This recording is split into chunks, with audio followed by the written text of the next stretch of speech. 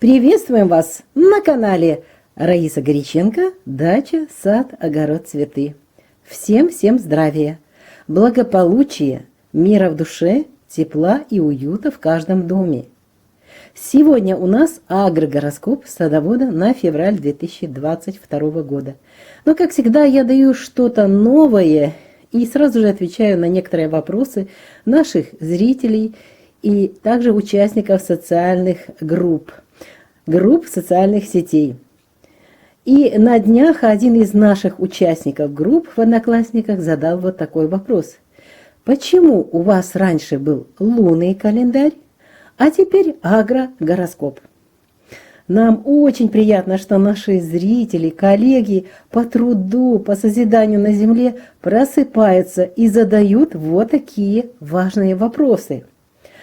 Попробую кратко ответить на этот вопрос именно в этом видео.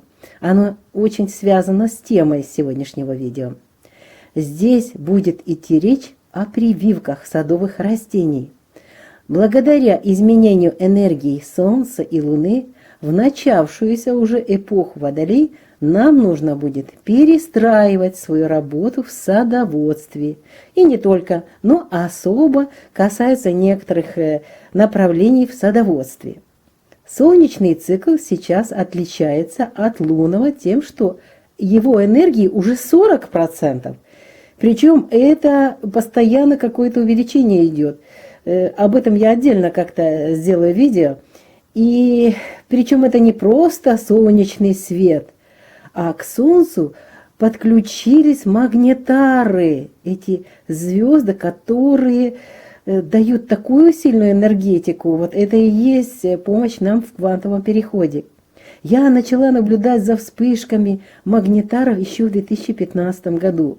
Всегда после вспышек на магнитаре наше Солнце начинает вести себя более активно, посылая в сторону Земли новую квантовую энергию для перестройки материи, физики всей Солнечной системы и самой Земли.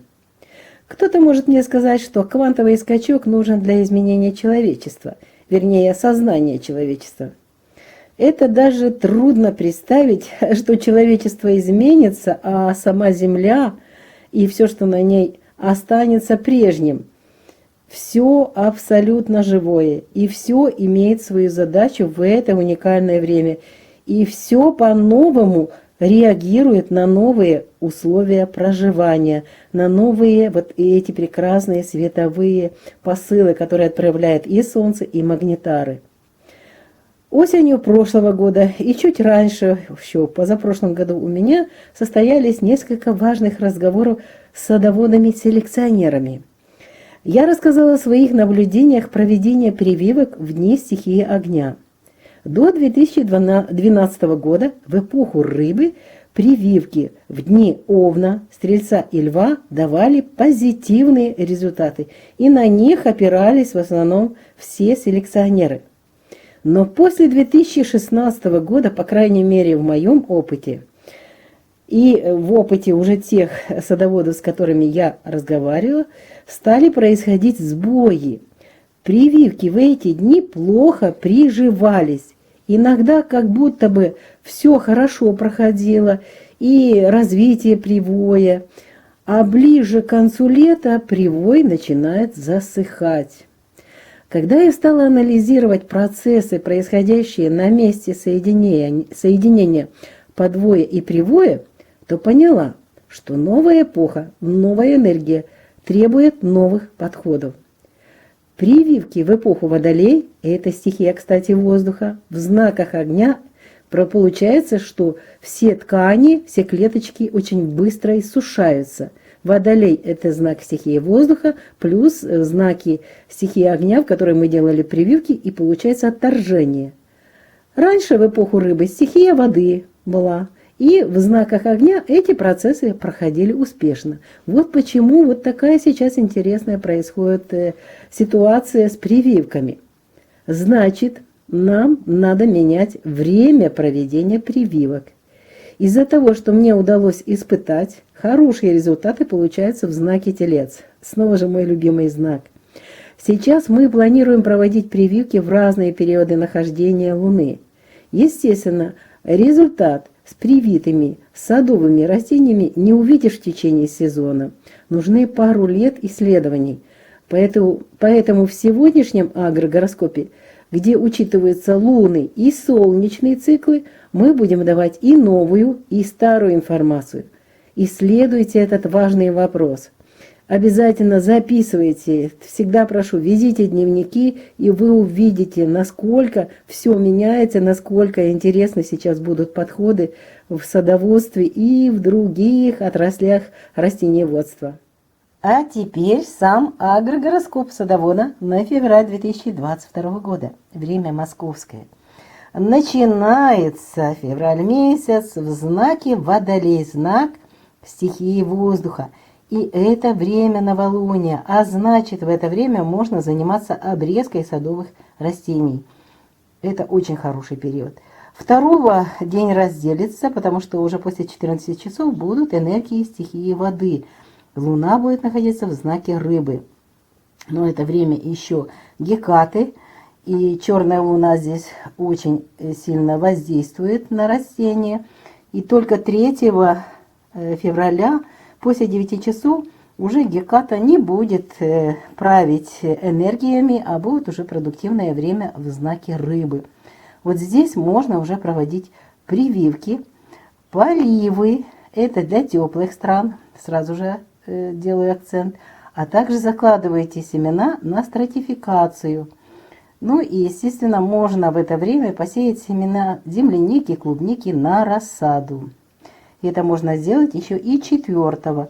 И это можно сделать только желательно до 12, самый поздний срок 12 часов, потому что Луна без курса начинается с 12 часов 43 минут и до момента перехода Луны в другой знак, в знак Овен, до 17 часов 57 минут. Во время Луны без курса мы никаких работ не проводим. Уже вечером после 18 часов Луна будет находиться в знаке Овен. А в это время, вот по старинке, кстати, это самый лучший знак из старого времени Овен для прививок. Поэтому можно после 18 часов, а лучше чуть позже, также это 4-го, а также 5-го и 6-го до 20 часов, самое вот это большее время, а лучше до 19:30 можно проводить прививки. И вы увидите результат. Очень интересно, когда сделаете и в рыбах, и в овне. Следующий очень хороший период – это время Луны в знаке Телец. Растущая Луна – замечательное время, когда можно проводить прививки, черенки укоренять, а также сеять семена земляники, клубники на рассаду. И это мы делаем 7 февраля. 8-го мы ничего не делаем. Это время перехода Луны из 1-й во 2-ю фазу. Это стрессовое время. Это маленькое новолуние или маленькое полнолуние. Поэтому в это время ничего не делаем. Идем дальше. 9-го тоже можно будет использовать. Ну, правда, не весь день, а здесь только короткий период. С 5 до 7 часов можно использовать время для того, чтобы заняться прививками и укоренять черенки. Дело в том, что переход будет вот 1-й во 2-ю фазу Луны, он будет ощущаться еще в начале суток 9-го. И далее у нас с 7 часов 50 утра и до 13 часов 27 минут будет Луна без курса. В это время бесполезно что-либо делать. Поэтому с 5 до 7 часов 9-го можно провести прививки и укоренять череночки. Далее начинается период близнецов. 9-го после 13 часов 28 минут, 10-го все 24 часа и 11-го. Но так как нам в близнецах особо нечего делать, то можно заняться, если есть пни, можно выкорчевывать пни или какие-то старые деревья. Затем начинается очень продуктивное время. Это все у нас растущая Луна 12 и 13 и 14 до 12 часов дня. Что можно делать? Можно провести прививки, Далее, полить укорененные черенки. Многие уже череночки начали расти, они даже посадили их в стаканчики. Я видела уже фотографии, молодцы. А также в это время можно посеять семена земляники на рассаду. Земляники, клубники высаживайте, очень хорошее время. Затем начинается время сожженного пути полнолуния. Далее лев. Во льве ничего не делаем, тем более, что полнолуние впереди. Энергия просто переливается через край, и вот этот сожженный путь полнолуния будет длиться 15 и 16 в знаке Лев. И перейдет эта энергия, у нас полнолуние именно 16. Вечером Луна перейдет в знак Девы в 23:44 и будет в Деве находиться 17 и 18. И это все время будет сожженного пути полнолуния до 19 часов 58 минут. Поэтому из Девы можно использовать только после 20 часов, вот этот период до конца суток для укоренения черенков. Далее время стихии воздуха, весы, начинается 19 утром в 6 часов 52 минуты. В весах 20 и 21 будет находиться Луна, уже убывающая Луна. Здесь только выкорчевка пней. Хотя это после полнолуния, но еще опасно обрезать растения.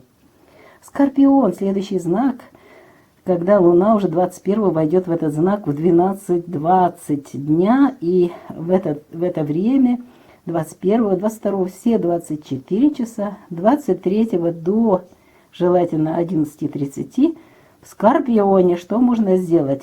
Поливать растения, а также проводить стратификацию семян, семечковых растений. И вот эти работы можно делать именно в Скорпионе. Это убывающая Луна. Вот в это время при убывающей Луне лучше не проводить прививки. Сразу буду вам говорить об этом. Результат мне не понравился. Далее начинается энергия Стрельца, огненная энергия. Раньше мы использовали ее для того, чтобы прививать растения, создавать новые растения. Сейчас в Стрельце он начинается 23 февраля в 16:30. Здесь уже можно начинать обрезать садовые растения, но при переходе Луны из 3 в 4 фазу лучше ничего не делать. 24-го делаем выходной до 14 часов 30 минут. Ну а после 15 уже можно обрезать садовые растения. Энергии, видите, мы как раз успеваем плюс-минус 12 часов. А вот этот момент перехода в час ночи 34 минуты. Следующий период такой очень важный, и он начинается аж вечером 25-го, потому что Луна в Стрельце будет находиться еще до 19:30, но это время Луны без курса. И поэтому в Стрельце, кроме обрезки, ничего не делаем. Зато уже 25-го вечером, после 19:30, а лучше после 20. Далее 26-го и 27-го. И это убывающая Луна в знаке Козерог. Но это снова же, смотрите, у нас далее 2 марта новолуние. Это уже 4-я фаза, поэтому здесь прививки не делаем, некачественно получается. И здесь только можно обрезать садовые растения. Кстати, черенки укореняются именно до корней, хорошее время. А также проводим стратификацию семян садовых растений.